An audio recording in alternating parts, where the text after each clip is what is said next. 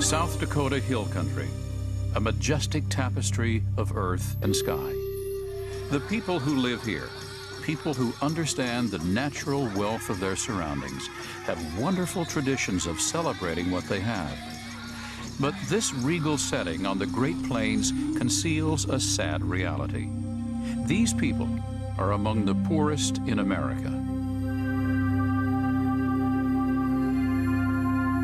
4 bands of the Lakota people, as they are also called, today live on a reservation near the Cheyenne River. 75% of them live in poverty. 1/5 live in deep poverty, unable to afford even the barest of necessities. It's a place where the Catholic Campaign for Human Development has been hard at work. The greatest concern I see in the diocese is poverty, because we have many Native people that don't have homes. They don't have any jobs. They need food for their families. The unemployment rate for men hovers around 64%. Only 1 of every 3 has a full-time job.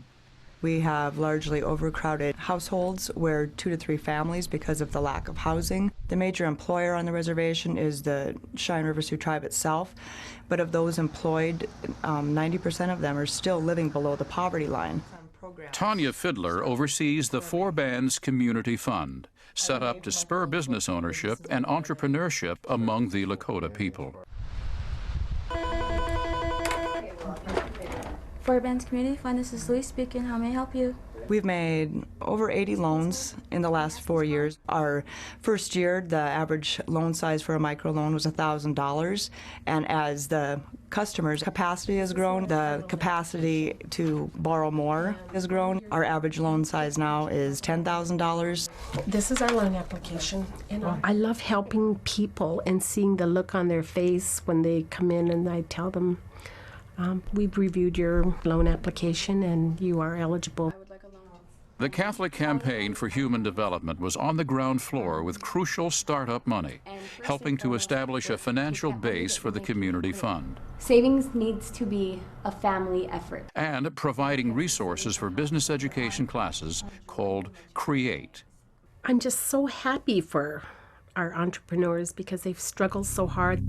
The 4 Bands Community Fund is less about dollars and cents than about names and faces.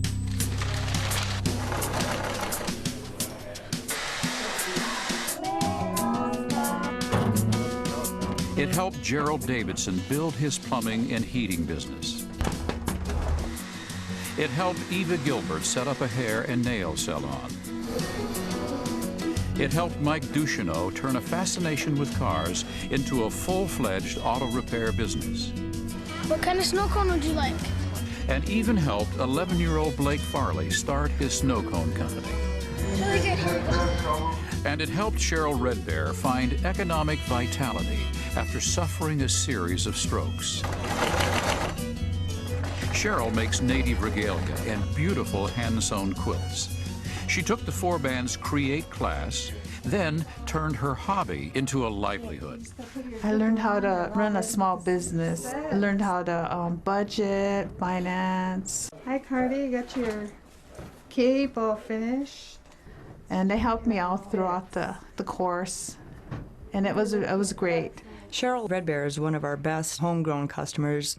She was able to complete CREATE, and at that point was able to ask for a microloan and an equity award from 4 Bands. Sometimes entrepreneurship requires thinking outside the box, or the house. In this case, the people of a remote reservation community called Bridger got together and came up with the idea of having tourists stay at a teepee bed and breakfast. So they have this wonderful bed and breakfast. They have overnight teepee stays. One of the resulting businesses from the teepee bed and breakfast were trail rides, so we have a loan to the trail ride company, and we assist them to do their marketing and promotion so that they can build a package as a community attracting customers to come in. It's helped making you realize that not to let anybody else define your reality and to follow your dreams and make your dreams come true. But in today's harsh reality, supporting even one's immediate family, putting food on the table and a roof overhead, is nearly impossible for many of the Lakota people. Without work, there's no paycheck. And without businesses, there are no jobs. The Catholic Campaign for Human Development strongly supports efforts like the Four Bands Community Fund, precisely because it addresses the need at its source. It sows the seeds of economic stability and self-sufficiency. It promotes financial education and encourages the kind of responsible risk-taking that may one day reverse the cycle of poverty on the Cheyenne River Reservation in these majestic hills of South Dakota.